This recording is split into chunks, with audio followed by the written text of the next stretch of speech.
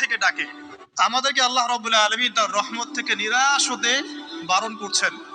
যে যত পাপ করেছে জীবনে, যদি একটা বার কেউ যদি আল্লাহ পাককে মন থেকে ডাকে, চোখ দিয়ে ঝরঝর করে পানি পড়ে, আল্লাহ পাককে বলে, সেজদায় গিয়ে পড়ে আল্লাহকে বলে রব্বিক ফিরলি, আল্লাহ আমাকে মাফ করে দাও, তার মনের মধ্যে যদি সততা থাকে, মন থেকে যদি সেই কথাটা বলে থাকে, আল্লাহ পাক শুধু তাকে ক্ষমাই করবেন না, তার সমস্ত গুনাহগুলোকে আল্লাহ নেকি দিয়ে পরিবর্তন করে দিয়েছে।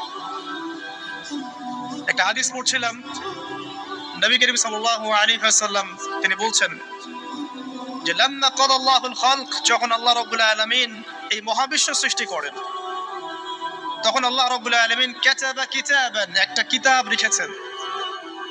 একটা কিতাব আছে আল্লাহর কাছে, কাতাবা কিতাবান ফাহুয়া ইনদাহ ফাওকাল আরশ, যে কিতাবটা আল্লাহর নিজের কাছে আছে আরশের উপরে। সেখানে আল্লাহ পাক লিখে রেখেছেন, কি লিখেছেন?